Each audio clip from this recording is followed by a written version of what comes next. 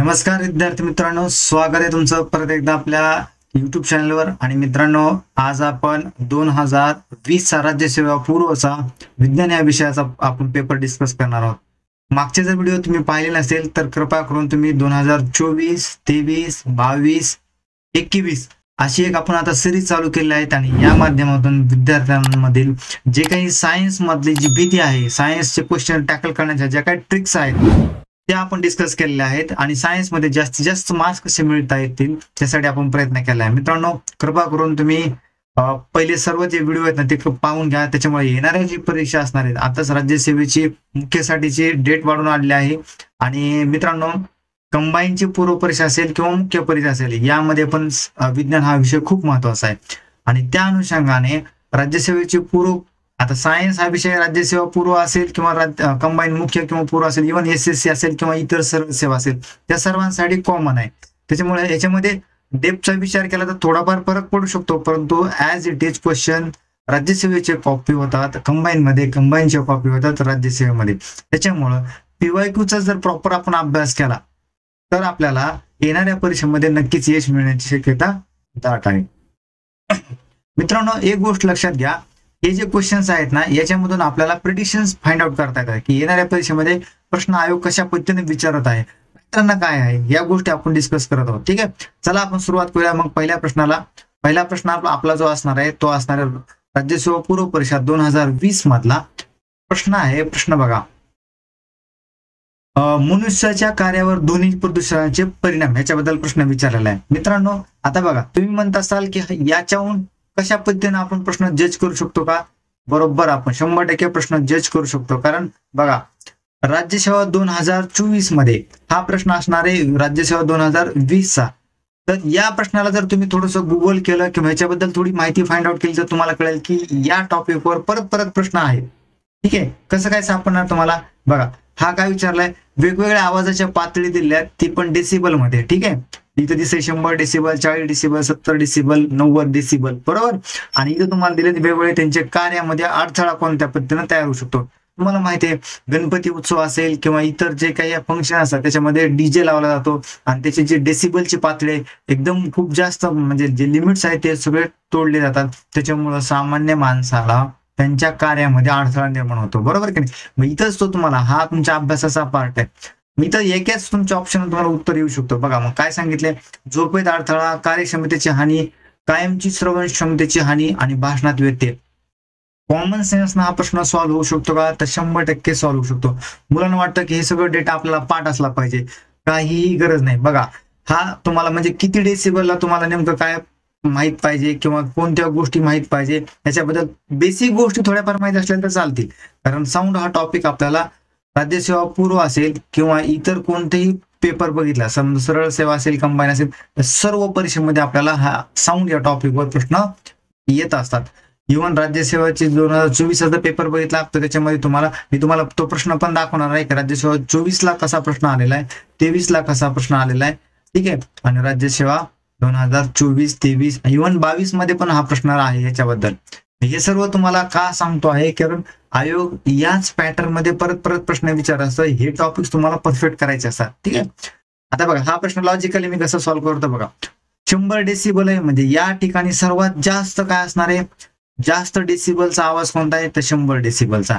आणि इकडे वाचा तुम्ही, कोणत्या कार्यामध्ये प्रॉब्लेम येऊ शकतो, 100 डेसिबलचा साऊंड आहे म्हणजे सर्वात जास्त तीव्र प्रकारचा ध्वनी आहे आणि तीव्र प्रकारचा ध्वनी असेल तर 100% तुमची जी श्रवण शक्ती आहे ती नष्ट करणार आहे।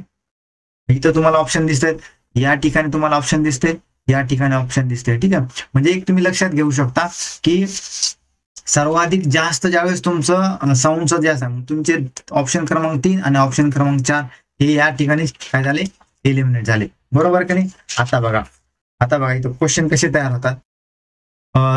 पुढे बघा, 40 डेसिबल आहे, 70 डेसिबल, आता 90 डेसिबल आहे। 90 डेसिबल तुमचं काय काम करू शकतं, बघा इथं काय करू शकतो, तुमच्या कार्यक्षमतेची हानी करू शकतं, बरोबर का नाही? 90 डेसिबल आपण म्हणतो की 80 ते 90 डेसिबल पेक्षा जास्त म्हणजे नॉईज असतो। काय असतो? नॉईज। ह्या टप्पा लिहून घ्या, 90 डेसिबलच्या वेळेस तुमचा साऊंड असेल त्याच्या पुढे आपण त्याला काय म्हणतो, नॉईज म्हणतो, म्हणजे गोंगाट असं म्हणतो। तिथून तुम्ही व्यवस्थित ऐकू शकत नाही। मग तुमचा 90 हा कुठं असणार, तुमच्या कार्यक्षमतेची हानी 100 हा तुमचा काय असणार आहे, सॉरी 100 हा तुमचा काय असणार आहे, तुमचं कायमचं तुम्हाला बहिरेपणा येऊ शकतो. 100 डेसिबल म्हणजे कायमचे श्रवण शक्तीची तुमची हानी होऊ शकते. ठीक आहे, म्हणजे तुमचे हे 2 ऑप्शन आले, हा ऑप्शन आला, तुमचं डायरेक्ट ऑप्शन क्रमांक 2 हे तुमचं करेक्ट आन्सर आहे. किंवा अजून तुम्ही लॉजिकली पण जाऊ शकतो, जसं की 40 डेसिबल म्हणजे कमीत कमी साऊंड आहे, म्हणजे तुमच्या झोपेसाठी तुम्हाला पिन ड्रॉप सायलेन्स पाहिजे असतो का नाही. अभ्यासिका असेल किंवा रेसिडेन्शियल एरिया असेल त्या ठिकाणी लिहिलं असतं बघा की ध्वनीची क्षमता किती असणार आहे, कमीत कमी 40 डेसिबल पेक्षा कमी, बिलो 40 डेसिबल असं दिलं असतं. त्याच्यावर तुम्हाला उत्तर आरामात येऊ शकतं, बरोबर का नाही. मग आता पुढे बघूयात आपण की पुढे प्रश्न कशा आयोगाने ह्याच्यावर विचारले होते. आता प्रेडिक्शन पण बघूया. हा 2024 चा प्रश्न आहे बघा. 2024 मध्ये काय विचारलं होतं, खालीपैकी कोणते विधाने राज्यसेवा पूर्व, मी देतो MPSC प्रिलिम्स 2024. बघा प्रश्न काय होता इथं, स्टेटमेंट दिले होते, आवाजाच्या प्रसाराची माध्यमाची गरज असते असं म्हटले. आवाजाच्या प्रसाराला माध्यमाची गरज असते. आवाजाच्या वारंवारतेचं एकक दिले हर्ट्झ. आवाजाची तीव्रता मोजण्यासाठीचा डेसिबल एकक दिले. आणि बघा 2020 ला प्रश्न आला होता डेसिबलची वेगवेगळ्या पातळीबद्दल जोड्या लावायचा प्रश्न. आता काय विचारले, त्या डेसिबलच पुन्हा त्यांनी काय केलं 2024 मध्ये थोडस डेप्थ मध्ये जाऊन, डेसिबल हा तर झाला तीव्रता, मग तुम्हाला आवाजाची वारंवारता पण माहित पाहिजे, त्याचं एकक पण माहित पाहिजे, बरोबर. आणि आवाजाचा जो प्रसार आहे म्हणजे तुम्हाला ती जी वेव्ज आहे त्याला आपण लॉन्जिट्युडिनल वेव्ज असं म्हणतो. कसा, लॉन्जिट्युडिनल वेव्ज, बरोबर काय. मग ही वेव्हचा जो प्रकार आहे, अशा प्रकारच्या वेव्हजला माध्यमाची गरज असते, त्याच्याशिवाय हे प्रोपगेट होत नाहीत. हे पण कळालं तुम्हाला, ओके. मग अशा टाईपचे प्रश्न आयोग परत विचारतात. 22 ला पण आहे, 23 ला आहे. मी एक फॉर्मॅट म्हणून तुम्हाला फक्त 2024 चा लेटेस्ट मधला प्रश्न घेतलेला आहे. ठीक आहे, चला पुढच्या प्रश्नाकडे जाऊयात आता. चलो नेक्स्ट क्वेश्चन काय आहे बघा, दूरसंचार उपग्रहाची गती पृथ्वीच्या गतीशी सापेक्षपणे 0 असते. बर, आपल्याला माहित नाही, बघूयात आपण. म्हणून तो उपग्रह पृथ्वीवरील माणसास स्थिर आहे असे वाटते. आता लॉजिकली जर बघितलं तर बऱ्यापैकी सिमिलॅरिटी आपल्याला गोष्टी सापडतात. ठीक आहे, बघा कसं काय सांगितले, दूरसंचार उपग्रहाची गती पृथ्वीच्या गतीशी सापेक्षपणे 0 असते, म्हणूनच तो स्थिर वाटतो. दोन्ही स्टेटमेंट मध्ये कुठेतरी सिमिलॅरिटी दिसते तुम्हाला, बरोबर. आणि इथं थोडस एक्सप्लेनेशन पण दिसते, एक रिझन किंवा कारण एक्सप्लेन केलेलं थोडीफार गोष्टीची जाणीव होते. मग आपण असं म्हणू शकतो का की याचं उत्तर दोन्ही चूक असण्याचं काही कारण नाही मित्रांनो. इथं आपलं थोडस लॉजिकली आपण बघू शकतो, ए हे विधान बरोबर आहे आणि बी त्याची कारण मीमांसा आहे, आणि ए विधान बरोबर आहे आणि बी त्याची कारण मीमांसा नाही. हे जर दोन्ही स्टेटमेंट बघितले, इथं काय सिमिलर कॉन्टेक्स्ट आहे परंतु हे विरोधी आहे, म्हणजे या दोन्हीमध्ये तुमचं आन्सर असणार आहे. हे 2 ऑप्शन तुमचे एलिमेंट झाले, या दोन्हीमध्ये तुमचा आन्सर असणार आहे. आता प्रोबॅबिलिटी बघा कसं आहे, आणि थोडे कन्सेप्ट पण आपण ते डिस्कस करूयात. प्रोबॅबिलिटी काय असणार आहे, हे 0 सांगते, हे स्थिर सांगते, तर मी उत्तर दोन्ही मध्ये काय मांडणार आहे, ऑप्शन क्रमांक 2. कारण ए हे बरोबर आहे आणि बी त्याची कारण मीमांसा आहे. एकदम क्लिअर सांग, म्हणजे जाणवते आपल्याला. आता मी एक्सप्लेनेशन सांगतो तुम्हाला, हे उत्तर का बरोबर आहे बघा. आता तुम्हाला थोडंसं डायग्रामॅटिकली तुम्हाला सांगतोय. करेक्ट आन्सर इथं चूक दिले, इथं 1 दिले, हे रॉंग करा. इथं ऑप्शन तुमचं राईट 2 असणार आहे. ठीक आहे, बघा आता पृथ्वीच्या भोवती ही जे कम्युनिकेशन सॅटेलाइट आहे किंवा आपण दूरसंचार जे आपण उपग्रह असं म्हणतो, तो कसा असतो, तो पृथ्वीच्या विषुववृत्ताच्या कक्षेवर अशा पद्धतीनं मूव्ह होत असतो. विषुववृत्त तुम्हाला सर्वांना माहिती, तुम्ही जिओग्राफी मध्ये शिकलेला आहात. विषुववृत्त कशाला म्हणतात, इक्वेटर, बरोबर का नाही. हा जो पट्टा आहे, हा जो आता पृथ्वीच्या भोवती वेगवेगळे काय असतात, सॅटेलाइट मूव्ह होतात वेगवेगळ्या ऑर्बिट्स मध्ये. त्याच्याबद्दल आपण थोडक्यात बघूया. तुम्हाला मी ते ऑर्बिट सांगतो कोणकोणते असतात ते. जवळपास 3 प्रकारच्या ऑर्बिट असतात. ठीक आहे, मेन 2च आहेत, पोलार ऑर्बिट आणि जिओस्टेशनरी ऑर्बिट. ठीक आहे, किंवा आपण म्हणून ह्या 2 प्लेन मध्ये. आता समजा इथं ह्या नॉर्थ पोल आहे आणि हा इथं साऊथ पोल आहे. ठीक आहे, जर ते ऑर्बिट ह्या नॉर्थ पोल आणि साऊथ पोल यांना ज्यावेळेस ते काय करतात, त्या दिशेने फिरतायत, तर त्याला आपण पोलार ऑर्बिट असं म्हणतो. हे शक्यतो जवळचे असतात, म्हणजे आपण म्हणू पोलार ऑर्बिट जर असेल, पोलार ऑर्बिट, तर यांची जी रेंज असणार आहे ती जवळपास 200 ते 1000 किलोमीटर.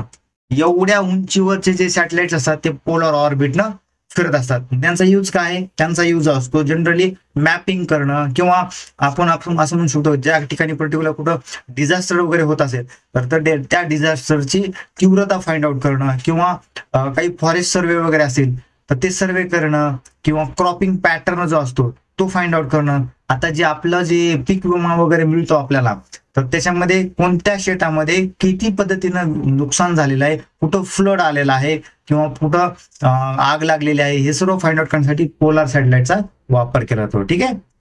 आता आपला जो मुद्दा आहे तो आहे जिओ स्टेशनरीचा. जिओ स्टेशनरी नावामध्येच कळतं की स्टेशनरी आहे, स्थिर आहे. ठीक आहे.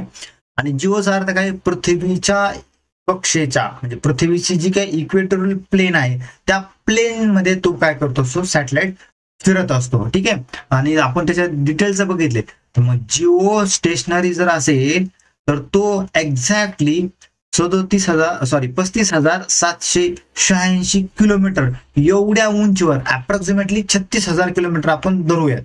दोन्ही ठिकाणी ज्यावेळेस 35,786 एवढं बी दिलं असेल किंवा 36,000 किलोमीटर रफली, तरीही आपलं उत्तर बरोबर असतं 36,000 किलोमीटर. मी असं दोन्ही काही ठिकाणी आयोगानं 36,000 किलोमीटर असं पण दिलेलं आहे.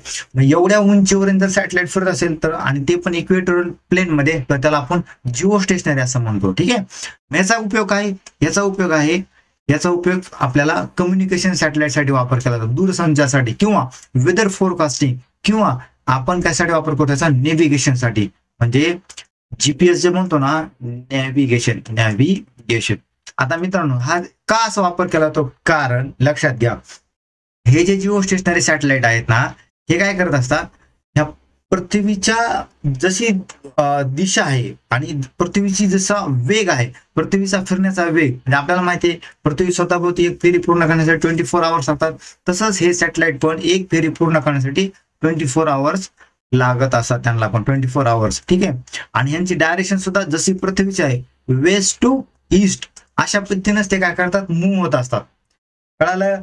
या सर्वांचा वापर आपल्याला नेव्हिगेशनसाठी होत असतो, या सर्वांचा वापर आपल्याला वेदर फोरकास्टिंग. कारण मला सांगा, पृथ्वीचा समजा आता ही सॅटेलाइट यानं आपला हा भारत देश कायमस्वरूपी काय केला जातो, कंटिन्युअसली वॉच केला जातो. आणि जसं जसं पृथ्वी फिरते तसं तसं ते सॅटेलाइट पण फिरत असतं. त्याच्यामुळं भारताच्या त्या ठिकाणावर पाहिलं तर ही सॅटेलाइट आपल्याला स्थिर असल्याचे जाणवतं. कारण पृथ्वीचा फिरण्याचा वेग आणि सॅटेलाइटचा फिरण्याचा वेग जवळपास सेमच असतो.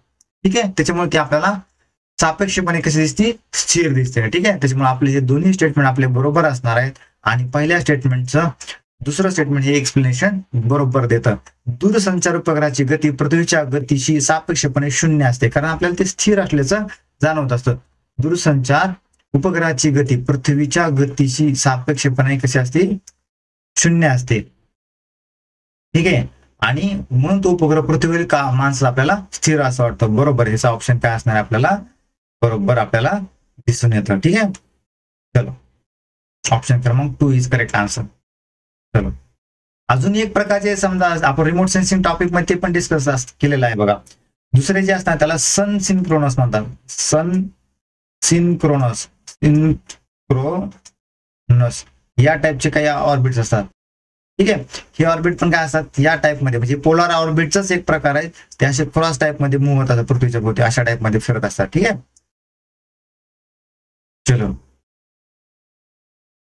चला परत साऊंड टॉपिक मधला प्रश्न बघा काय, जेव्हा एखाद्या ध्वनी तरंगाचे संपीडन दृढ भिंतीवर आढळेल तेव्हा त्याचे प्रतिबिंबित रूप कसे आहे, अशाबद्दल. म्हणजे काय सांगितलंय, when a compression of sound waves is incident on a rigid wall it is reflected as. कसं रिफ्लेक्ट केला जातं याच्याबद्दल प्रश्न आहे. ठीक आहे मित्रांनो. आता आपण जर डायग्रामॅटिकल जे डिस्कस केलं, आता इथं बघा, compression with phase change of pi, किंवा आपण ह्याला रॅडियन असं म्हणतो बरं का. Compression with no phase change, rarefaction with phase change आणि rarefaction with no phase change, असा प्रश्न आपल्याला ऑप्शन दिलेले आहेत. ठीक आहे. इथं जनरली कसं आहे, एक तर तुम्हाला इथं थोडंसं कन्सेप्ट माहित पाहिजे की समजा साऊंड वेव्ह आहे, साऊंड वेव्ह कशी असणार आहे, ही काय करत असते, ही एक लॉन्जिट्युडिनल वेव्ह आहे. म्हणजे कशी असणार आहे, ही टू अँड फ्रो या टाईप मध्ये काय करत असते, पास होत असते. ठीक आहे.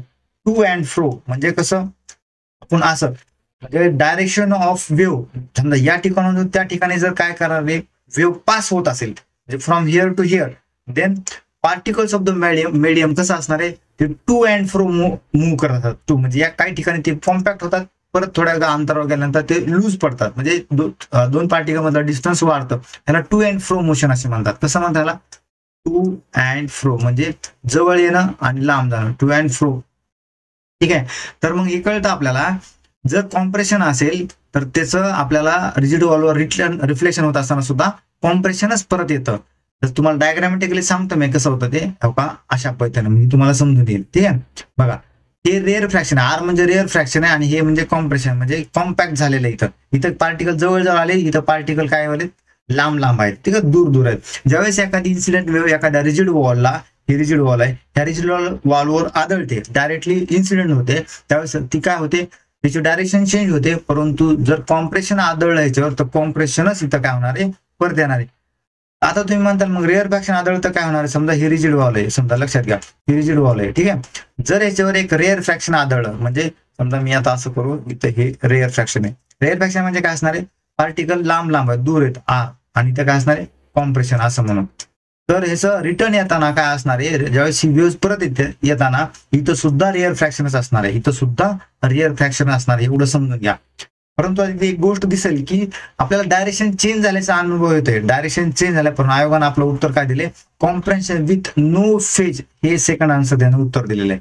इथं ऍक्च्युली फेज चेंज म्हणू शकतो आपण, म्हणजे आयोगाने याला कसं धरलंय बघा, लक्षात घ्या, आयोगाने याचं उत्तर कसं पद्धतीनं कन्सिडर केलंय. तर ही जी फेज आहे म्हणजे रेअर फ्रॅक्शनची कॉम्प्रेशन मध्ये होते का आणि कॉम्प्रेशनचे रेअर फ्रॅक्शन मध्ये होते का, नाही, कॉम्प्रेशन आहे तसंच कॉम्प्रेशन राहतं. म्हणजे जसे जे संपीडन आहे, जे कॉम्प्रेशन आहे, तर तसंच संपीडन पुढं ट्रान्सफर केलं जातं, वॉलवर आदळल्यानंतर ती रिव्हर्स फिरली जाते. ठीक आहे. मग आयोगाने उत्तर आपल्याला काय दिलंय की जशाच तसं ते फिरतं म्हणून दिलंय. आता इथं आपण म्हणू शकतो किंवा डायरेक्शन त्यांची चेंज झालेली आहे, कारण डायरेक्शन जाण्याची वेगळी, रिव्हर्स येण्याची वेगळी, परंतु आयोगाने उत्तर काय दिले, compression with no phase change असं दिलेलं आहे. ठीक आहे. ठीक आहे. अवस्थामध्ये काही बदल होणार नाही असं दिलंय, कारण जो त्यांनी फक्त एवढा विचार केलाय, संपीडन जे आहे किंवा जे कॉम्प्रेशन आहे ते कॉम्प्रेशन आहे तसंच राहतं, एवढाच फक्त आयोगानं विचार केलेला आहे. ठीक आहे. चलो नेक्स्ट क्वेश्चन करतोयात. हा एकदम बेसिक स्टेट बोर्ड मधला प्रश्न आहे आपला, आणि भरपूर पद्धतीने पोरांना हा प्रश्न आलेला असणार आहे. ठीक आहे.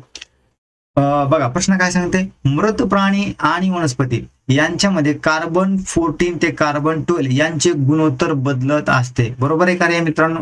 100% बरोबर आहे. जेव्हा व्यक्ती जिवंत असतो तेव्हा त्याच्यामध्ये असणार जे की कार्बन 14 आणि कार्बन 12 यांचा जो रेशो आहे तो कॉन्स्टंट असतो. ठीक आहे. हे आहेत कार्बनचे आयसोटोप्स. आपण केमिस्ट्रीमध्ये आयसोटोप्स, आयसोबार्स, आयसोटोन्स याच्या कन्सेप्ट स्टडी केलेल्या आहेत. ठीक आहे. तसंच मग हे जे कार्बनचे जे दोन आयसोटोप्स आहेत ना, हे कार्बनचे जे हा कार्बन 14 हा कसा आहे, किरणोत्सारी आहे, रेडिओ ऍक्टिव्ह आहे, आणि हा काय असतो, या समस्थानिकाचा वापर कार्बनी वयमापनामध्ये करतात. सॉरी मित्रांनो, तुम्हाला आता सांगितलं की जिवंत प्राणी असेल, जिवंत एखादा वनस्पती असेल, तर यांच्यामधला हा रेशो काय असतो, कॉन्स्टंट असतो, कारण आपण काय करतो, कंटिन्युअसली सेंद्रिय पदार्थ खात असतो. त्याच्यामुळे काय होतं, यांच्यामधला कार्बनचं जे काही इंटेक आहे आणि जो कार्बन 14 आहे यांचा रेशो मात्र कॉन्स्टंट असतो.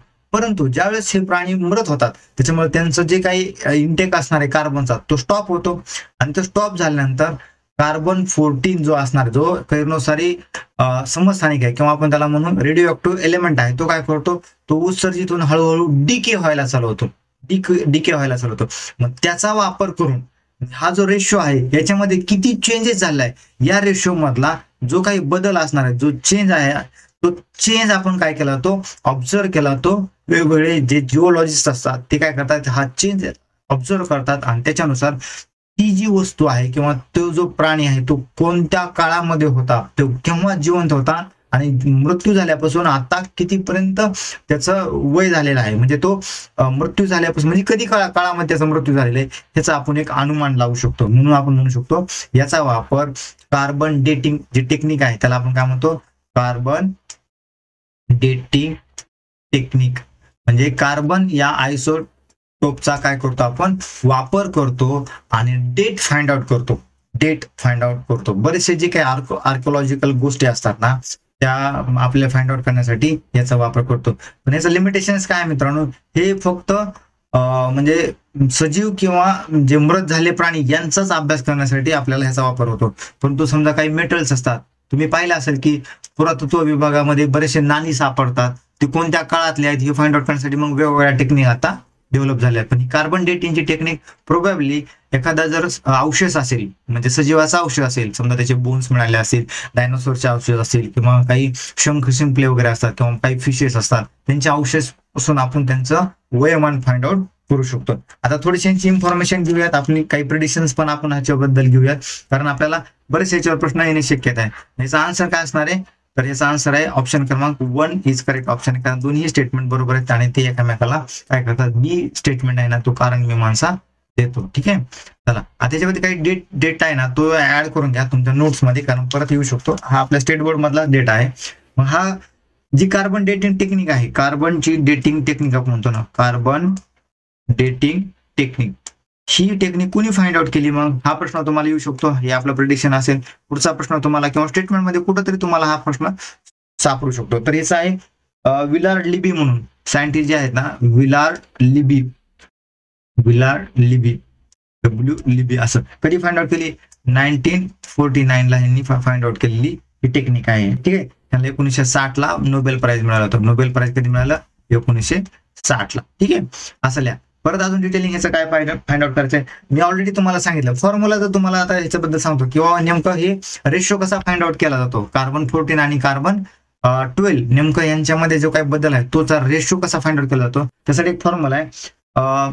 तो वय काढण्याचा फॉर्म्युला लिहा, NT इज इक्वल टू काय असणार आहे, N0 into E minus lambda T. हे फक्त माहित असावं, ह्याचे तुम्हाला माहित असण्याची गरज नाही, फक्त एक जनरल नॉलेज साठी, किंवा चुकून असा कुठं फॉर्म्युला आला तर ते माहित असावं म्हणून तुम्हाला मी सांगतो आहे. ठीक आहे, NT म्हणजे काय, C14 remaining after T time, म्हणजे किती C14 हा जो आयसोटोप आहे तो किती रिमेनिंग राहिलेला आहे, शिल्लक राहिलेला आहे त्या अवशेष मध्ये, त्यासाठी आपल्याला NT हा शब्द वापरायचा आहे. N0 म्हणजे सुरुवातीला C14 किती होतं इनिशियल लेवलला, ओरिजिनल लेवलला, ते आपल्याला N0 दाखवतंय. लॅम्बडा जो आहे तो डीके कॉन्स्टंट असतो. ठीक आहे, हा लॅम्बडा जो आहे डीके कॉन्स्टंट, आणि हा टी जो असणार आहे तो टी हा फॅक्टर, म्हणजे की डेथ होऊन त्या म्हणजे टाइम सिन्स डेथ, किती टाइम झालेला आहे डेथ होऊन, ते आपल्याला इथं आयसोलेट होत असतं. ठीक आहे, चलो अजून काय बघायचं आपल्याला, हा डिटेलिंग आपण बघितलेलं आहे. प्रिडिक्शन असू शकतात इथं, ही विल्यम लिबी बद्दल प्रश्न येऊ शकतो, हा फॉर्म्युल्याबद्दल एखाद्या वेळेस, आणि नेमकं याचे लिमिटेशन्स जर तुम्हाला स्टेटमेंट मध्ये दिलं असेल की मेटलचा वगैरे वापर करताना हा वापरू शकतो वगैरे, तर नाही. मेटल किंवा जे काही नॉन ऑर्गॅनिक सबस्टन्सेस आहेत, किंवा आपण ज्याला म्हणू की जे सजीव नव्हते, निर्जीव गोष्टीचा ते वापर होऊ शकत नाही. निर्जीवसाठी ही टेक्निक, निर्जीव घटकांसाठी ही टेक्निक वापरू शकत नाही, घटकांसाठी वापरता येते काही टेक्निक नाही, असं मी क्रॉस करतो. ठीक आहे, चलो नेक्स्ट क्वेश्चन बघूयात आपण. पुढचा प्रश्न आहे, पुढचा प्रश्न आहे आपल्या ॲटॉमिक स्ट्रक्चर, अणुची संरचना ह्या टॉपिकवर. बघा, या टॉपिक मध्ये आपल्याला खूप बेसिक प्रश्न विचारत असतात, त्याच्यामुळे हा टॉपिक तुम्ही खूप सुरुवातीला आणि डिटेल मध्ये करायचा. ठीक आहे, कसं सांगतो, कुठपर्यंत करायचं हे पण सांगतो. जे काही सुरुवातीचे सर्व मॉडेल्स आहेत, म्हणजे एक अणु कसा शोध होत गेला, जसे मर्चिकनात असेल, डाल्टन्स मॉडेल असेल, सर जे थॉम्सन असेल, रुदरफोर्ड मॉडेल असेल, निल्स बोर्स असेल, यांचे सगळं डिटेलिंग माहित पाहिजे. कोणाचे काही प्रो आहेत, कोणाचे लिमिटेशन्स काय आहेत, कोणी काय पॉस्ट्युलेट्स मांडले, हे सर्व डिटेल मग स्टडी करायचं आहे. त्याच्यानंतर मग थोडंसं हायब्रिडायझेशन स्ट्रक्चर बद्दल अभ्यास करायचा आहे. सुरुवातीचे जे काही एलिमेंट्स आहेत त्यांचं तुम्हाला थोडंसं व्हॅलन्सी वगैरे माहित पाहिजे, किंवा त्यांचं इलेक्ट्रॉनिक स्वरूप कशा पद्धतीने ते थोडीशी माहिती असणं गरजेचं आहे. जसं अबोव प्रिन्सिपल वगैरे काय आहे थोडंफार माहित असणं गरजेचं आहे. बघा, स्टेटमेंट काय सांगते, थॉम्सनच्या अणुप्रतिकृतीवरून खालीपैकी कोणते गुणधर्म स्पष्टपणे समजतात. थॉम्सनचं मॉडेलवर प्रश्न आहे, त्याच्याबद्दल आपल्याला विचारले. आता बेसिक तुम्ही अभ्यास केला की थॉम्सनचं मॉडेल कशा पद्धतीने होतं. थॉम्सनचं मॉडेल असं आपण काय म्हणतो, प्लम पडिंग मॉडेल, बरोबर का रे, प्लम पडिंग मॉडेल, बरोबर का नाही. मग या मॉडेलमध्ये आपल्याला सुरुवातीला काय फाइंड आउट झालं होतं, आपल्याला फक्त फाइंड आउट झालं होतं किंवा अणु हा एक स्पेरिकल टाइप मध्ये असतो, आणि त्याच्यामध्ये काय सांगितलं होतं त्यांनी की पॉझिटिव्ह चार्ज आणि निगेटिव्ह चार्ज हे असे विखुरलेले असतात. त्यानं जे आपण टरबूज वापरतो किंवा वॉटरमेलनचं जी कन्सेप्ट आहे ते त्यांनी ह्याच्यामध्ये एक्सप्लेन केली होती. जसं की वॉटरमेलन मध्ये काय असणार आहे की लालचा जो भाग असणार आहे, लालचा जो भाग असतो, बरोबर का नाही, आणि इलेक्ट्रॉन जे असणार आहे, लालचा भाग म्हणजे आपण काय म्हणतो त्याला म्हणून पॉझिटिव्ह चार्ज, आणि इलेक्ट्रॉन जे ब्लॅक कलरच्या बिया दाखवतात, आपण वॉटरमेलन जर कट केला आडवं, तुम्हाला दिसतंय की लाल कलर पूर्ण ह्याच्यामध्ये पसरलेला असतो, आणि ज्या ब्लॅक कलरच्या ज्या बिया असतात त्या म्हणजे असतात इलेक्ट्रॉन्स, असं थॉम्सन यांनी सांगितलं होतं. ठीक आहे. नंतर गोष्टी अजून बदलत गेल्या, कारण आपल्याला तोपर्यंत केंद्रकाचा शोध लागलेला नव्हता. ठीक आहे. म्हणजे केंद्रक नावाचा प्रकार हे आपल्याला रुदरफोर्डनी परत फाइंड आउट केला. रुदरफोर्डनी काय सांगितलं होतं?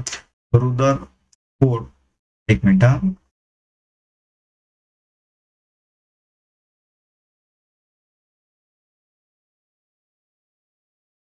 रुदरफोर्डनी एक आपल्याला माहिती आहे की गोल्ड फॉइलचा एक्सपेरिमेंट करून त्याच्याबद्दल त्यांनी सिद्ध केलं की सगळं जे मास आहे अणूचं ते कुठे केंद्रकामध्ये स्थित असतं. याच्याबद्दल त्यांनी एक्सप्लेन केलं होतं. आपण ते नंतर बघूयात. ठीक आहे. आता बघायचं आपल्याला की अणूच्या मॉडेलनुसार आपल्याला दोन गोष्टी तर क्लिअर झाल्या. पॉझिटिव्ह चार्ज आणि निगेटिव्ह चार्ज असतो आणि ते दोन्ही कसे असतात? इक्वल असतात. हे थॉम्सन इथपर्यंत सांगितलं होतं. ठीक आहे. त्याच्यावरून आपण काय सांगू शकतो की बाबा ओव्हरऑल न्यूट्रलिटी ऑफ ॲटम म्हणजेच काय, अणूची एकूण तटस्थता, हा मुद्दा आपण परफेक्टली सांगू शकतो.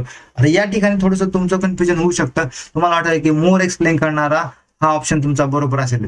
पण थोडं लक्षात घ्या, थॉम्सन आहे, थोडं कन्सेप्ट, थोडंसं आपलं सायकोलॉजी वापरायची. मी आतापर्यंत भरपूर वेळेस सांगितलेलं आहे की मोर एक्सप्लेन करणारं उत्तर तुमचं बरोबर असतंच, पण इथं थोडंसं लॉजिकल आहे. लक्षात घ्या काय सांगितलंय बघा, overall neutrality of atom and stability of atom, हे दोन मुद्दे तुम्हाला इथं सांगतात की सिमिलॅरिटी सांगा, सिमिलर कॉन्टेक्स्ट बद्दल बोलतायत.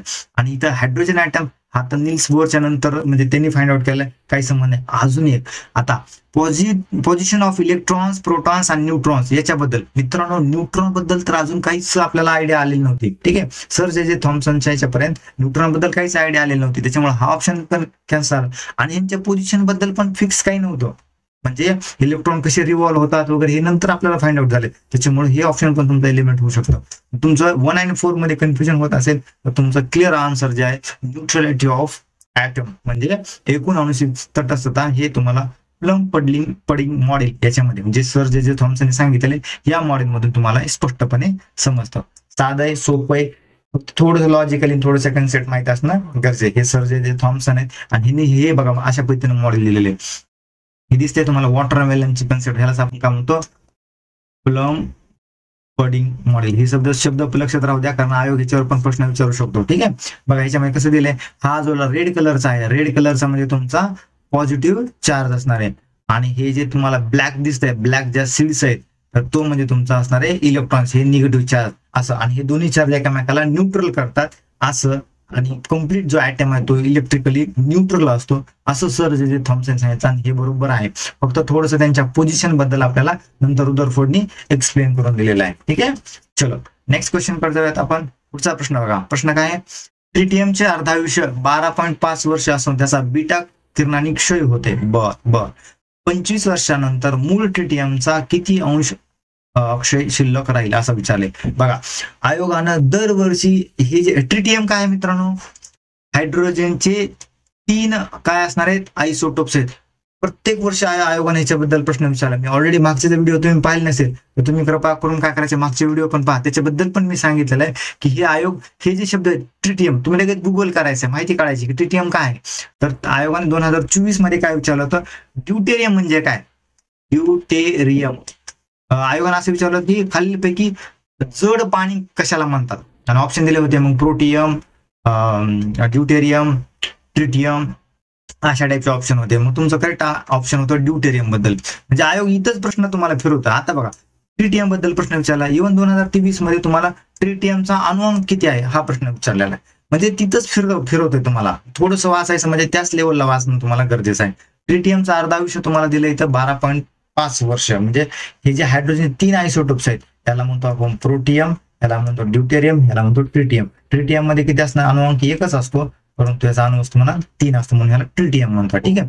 आता बघा ट्रिटियमचा अर्धायुष्य बघा, हे लॉजिकली इझी आहे प्रश्न, एकदम सोप्या पद्धतीने सॉल्व्ह होतो. मी तुम्हाला फॉर्म्युल्याच्या ह्यानं पण सॉल्व्ह करून देतो आणि तुम्ही लॉजिकली कसं सॉल्व्ह करू शकता हे पण सांगतो. लॉजिकली बघा कसं सॉल्व्ह होतंय.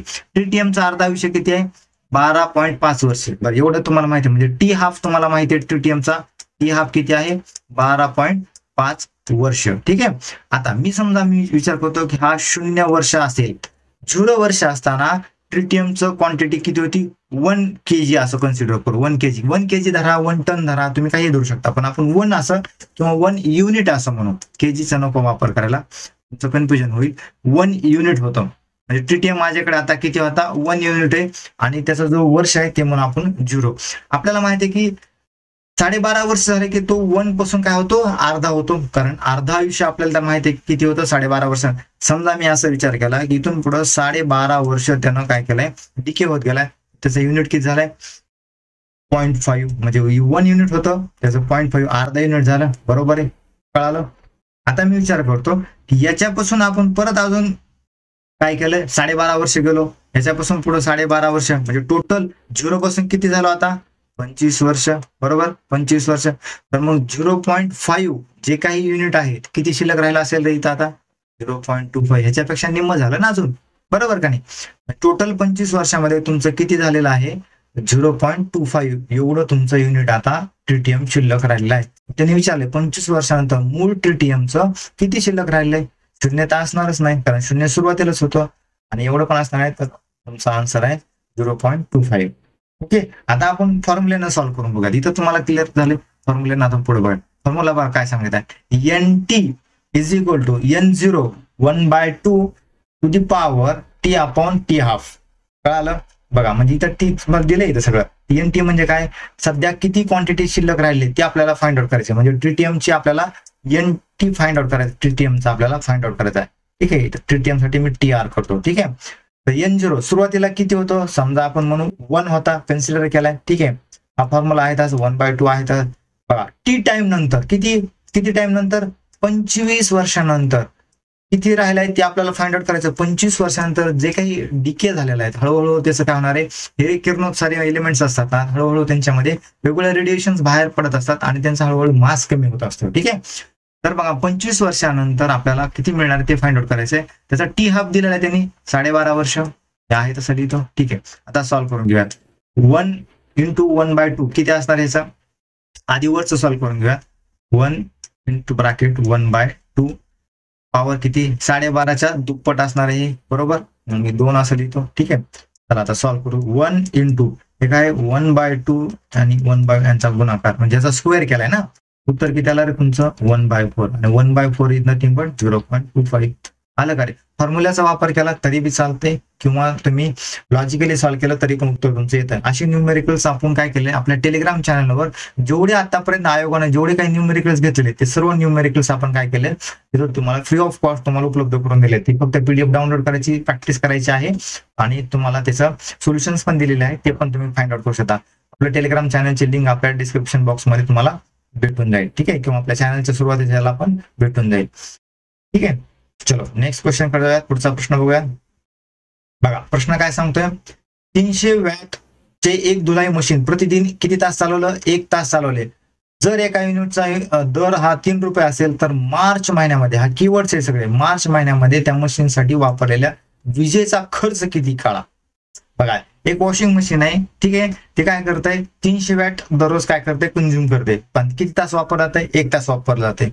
सोपी गोष्ट आहे. आणि 3 रुपये दराने किती वीज वापरेल हे फाइंड आउट करायचे. आपण सगळ्या घरामध्ये वॉशिंग मशीन असेल, तुमचं कूलर असेल, इस्त्री फॅन असेल, आयोग काही पण विचारू शकता. आयोगाने खूप वेळ इथं प्रश्न विचारले. कधी कधी तुम्हाला इथं बल्ब दिला जाईल, कधी कधी इथं तुम्हाला इस्त्री दिली जाईल, इस्त्री. एवढंच फक्त आयोग बदलते, बाकीच्यामुळे युनिट वगैरे पुढे प्लस मायनस फक्त कॅल्क्युलेशन करायचं काम असतं. मग आपलं काय तर number of unit consumed, number of units किती युनिट्स वापरले इज इक्वल किती आहे, किती पॉवर्स आहे, पॉवर किती दिली तुम्हाला दिले ना, तुम्हाला 300 वॅटचं काय असणार आहे हे धुलाई मशीन दिले. मग तुम्ही असं देऊ शकता नंबर ऑफ जे युनिट कंझ्युम आहेत, जेवढे काही पॉवर असेल किती तासासाठी आवर्स आणि किती दिवसासाठी डेज, त्यांचं मल्टिप्लिकेशन करायचं तुम्हाला फक्त. ओके. चलो आता बघा number of unit consume, power किती आहे 300 वॅट आहे. पण मित्रांनो जे आपण जे युनिट असतं ते कधी पण किलो वॅट आवर वर कॅल्क्युलेट करत असतो. बरोबर का नाही. किलो वॅट आवर या युनिट मध्ये कॅल्क्युलेट करतो. त्याच्यामुळे हे जे वॅट मध्ये दिले याला मी काय करतो किलो वॅट मध्ये कन्वर्जन करतो, -3 न काय करतो गुणाकार करतो. आवर्स किती आवर्स आहे 1 तास. ओके 1 तास. आणि किती दिवस मार्च महिना. आता मार्च महिना किती दिवसाचा हे माहित असणं गरजेचं आहे. आपलं बेसिक जुन्या पद्धतीचा आपण फाइंड आउट करतो जानेवारी फेब्रुवारी मार्च. मार्च म्हणजे 31 इथं आलंय म्हणजे 31 दिवस असले पाहिजेत. 31 न मल्टिप्लाय करायला गुणाकार करून घ्या किती येतं याचं. आता हे जर तुम्ही केलं 10⁻³ म्हणजे ह्याला तुम्ही 0.3 असं देऊ शकता. ओके 0.3 इंटू हे 31 गुणाकार करा, किती आला रे हे 1 3 3 9 बरोबर का. एक नंतर पूर्ण 9.3 एवढे युनिट काय झाले कन्झ्युम झाले. इथं उत्तर नाही तुमचं आलेलं. बरं आयोगाने तुम्हाला कन्फ्युज नाही केलेलं. बघा आयोगाने कन्फ्युज नाही केलं, नाही तर तुमचं 9.3 इथंच ऑप्शन तुम्हाला दिला असता ना तर बरेच पोरं इतर लगेच टिक केला असतं. इथं चूक आहे. कारण आयोगानं काय सांगितले, एका युनिटचा दर दिलाय 3 रुपये, तर त्याचं मार्च महिन्यातलं बिल काढायचंय. मग बिल जर बघितलं आपण टोटल बिल किती येऊ शकतं, 9.3 युनिट वापरले, एका युनिटचा दर 3 रुपये असेल तर टोटल किती असणार आहे 27.9 एवढे रुपये हे तुमचं बिल तयार झालेलं असणार आहे मार्च महिन्यातलं. सोपं आहे का नाही, साधे.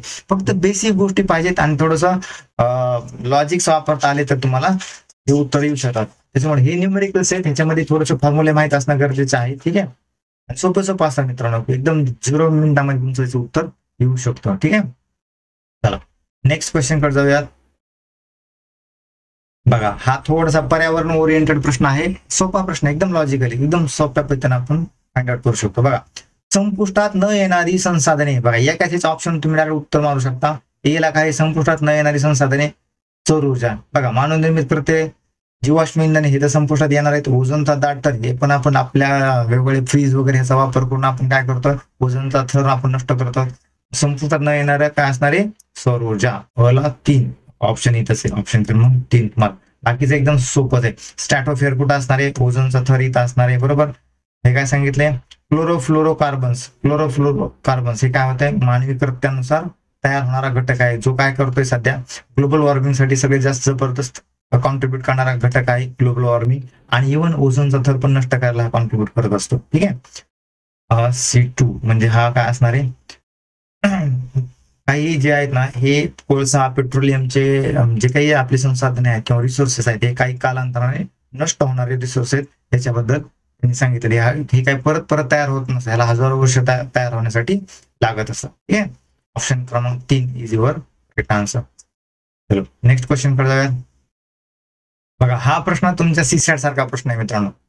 प्रश्न नीट वाचला तरी तुम्हाला याचं उत्तर येऊ शकतं. प्रश्न नीट वाचा.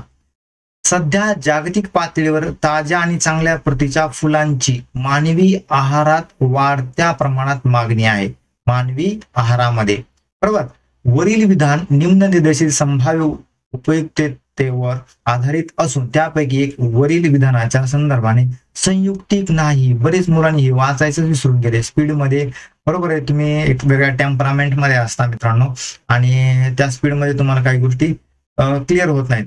मग तुम्हाला काय लक्षात घ्यायचंय की समजा अशा टाईपमध्ये वरील विधानामध्ये तुम्हाला काय बघायचं असते, काही कीवर्ड्स असतात जे तुम्हाला कन्फ्युज करतात, जे तुम्हाला तिथं ट्रॅप करतात. त्या आयोगानं तुम्हाला कन्फ्युज करण्यासाठी टाकले असतात. ते थोडंसं काळजीपूर्वक वाचलं.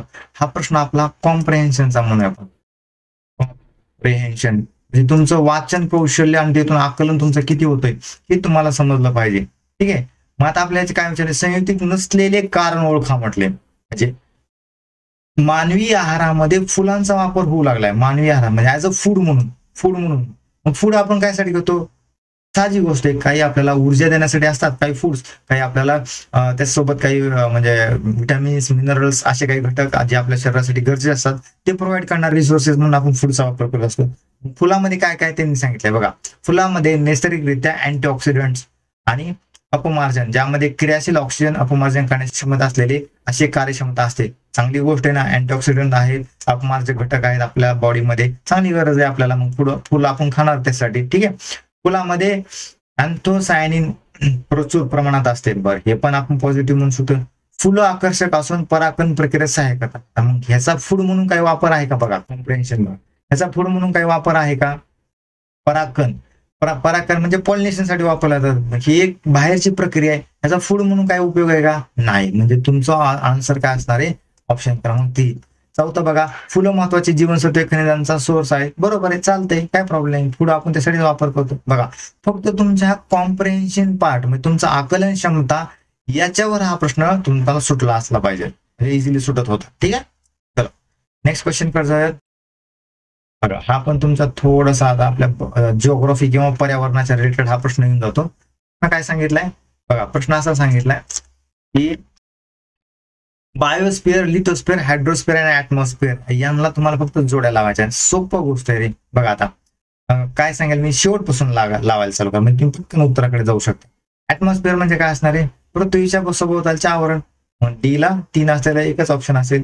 बघा डी ला 3 असलेले एकच ऑप्शन. अशा टाईपचे प्रश्न आहेत हे तुमचे टाइम पटकन म्हणजे तुम्ही सॉल्व्ह केला तर वेळ तुमचा वाचू शकतो.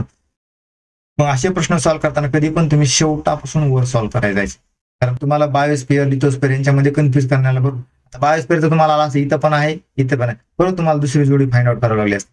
तुम्हाला मी काय सांगतोय, असं शोधा डायरेक्ट ऍटमॉस्फिअर शेवटचं एकच ऑप्शन 3 आहे, त्याच उत्तर तुमचं बरोबर आहे. मग आता हायड्रो म्हणजे काय, पाणी. पाणी म्हणल्यानंतर काय असणार आहे, महासागर, समुद्र, नद्या, तळे, बरोबर. लिथो म्हणल्यानंतर काय असणार आहे, रॉक्स, बरोबर का, खडक असं. आणि बायोस्फिअर म्हणजे प्राणी, वनस्पती, सूक्ष्मजीव ह्या सगळ्यांचा उपयोग. ठीक आहे, चलो हा नेक्स्ट क्वेश्चन बघूया.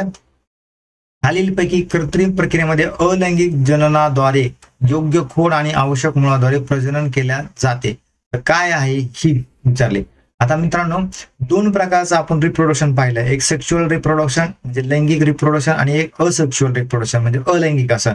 ठीक आहे, आपण याचं क्लासिफिकेशन प्रॉपरली बघूयात आणि प्रिडिक्शन्स पण बघूयात की पुढे प्रश्न काय येऊ शकतात. ठीक आहे, हे जे कन्सेप्ट आहेत ना, बडिंग, लेअरिंग, कटिंग, ग्राफ्टिंग. आता अलैंगिक मधले हा सर्व कन्सेप्ट आहे. ठीक आहे, तुम्ही सर्वांनी पाहिलं असेल की रोज किंवा गुलाबाचा आपण काय करतो, शेजाऱ्याकडे जातो, त्याला एक फांदी दे रे बाबा, आम्हाला गुलाब आमच्या पण घरी लावायचा आहे. ती फांदी तोडून आणतो, घरी आणतो, कुंडीमध्ये लावतो आणि लगेच ते गुलाब त्याच्यापासून झाड तयार होतो. हा काय प्रकार आहे, हे कटिंग हा प्रकार आहे. हा जो तुमचा रोजचा तुम्ही वापर करता ना, हा रोज म्हणजे हा कटिंगचा प्रकार आहे. ठीक आहे, मग तसंच हे जे आहेत ना असेक्शुअल रिप्रोडक्शनचे वेगवेगळे प्रकार आहेत. ठीक आहे, इथं जे असणार आहे आपल्याला खोड आहे तसं ठेवलंय आणि आपल्याला आवश्यक त्या मुळामध्ये त्याचा काय करायचं आहे, वापर करायचा आहे. म्हणजे आपण आंब्याचं जे करतो बघा, काही कलम करतो आपण, तर त्याला आपल्याला उत्तर असणार आहे ग्राफ्टिंग. काय असणार आहे, ग्राफ्टिंग.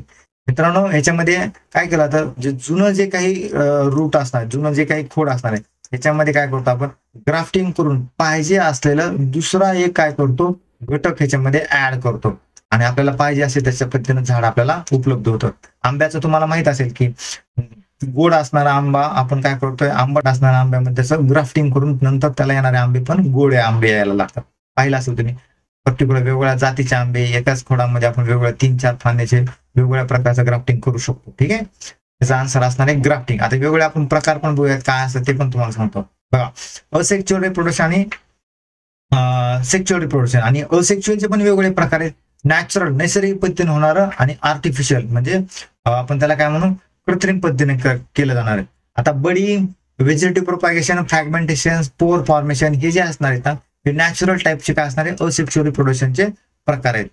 मग आर्टिफिशियल रिप्रोडक्शनचे कोणकोणते आहेत, कटिंग जे आता सांगितलं तुम्हाला, रोज तुम्ही स्वतः कट करून आणता. आर्टिफिशियल म्हणजे इथं फक्त कृत्रिम, लक्षात घ्या, कृत्रिम म्हणजे इथं तुमचं ऍक्शन असते आणि याच्यामध्ये मात्र तुमची ऍक्शन असत नाही. इथं काय असणार आहे, निसर्ग ऍक्शन करतो, निसर्ग, म्हणून ह्याला नैसर्गिक असं म्हटलं जातं. इथं मात्र तुम्ही करता. ग्राफ्टिंग हे पण पाहिलं आपण. ठीक आहे, लेअरिंग काय प्रकार आहे हे बघा. लेअरिंग मध्ये काय असतं, तुम्हाला त्याचे इमेजेस दाखवतो आणि मायक्रो प्रोपागेशन ह्याच्या पण इमेज दाखवतो. एकदा बघून घ्या मग तुमचे कन्सेप्ट क्लिअर होईल आणि हे तुमचं प्रेडिक्शन असणार आहे. पुढचा प्रश्न तुम्हाला लेअरिंग वर विचारू शकतात, मायक्रो प्रोपागेशन विचारले जाऊ शकतात. त्याच्यामुळे ह्या आपण डिटेलमध्ये बघूया. ठीक आहे, चला बघा काय म्हणते. आता बघा हे जे कन्सेप्ट आहेत ना हे तुम्हाला सांगतो. ग्राफ्टिंग जे तुम्ही अभ्यासलाय आताच, ग्राफ्टिंग हा जो प्रकार आहे ग्राफ्टिंग. ठीक आहे, तर हे लक्षात घ्या.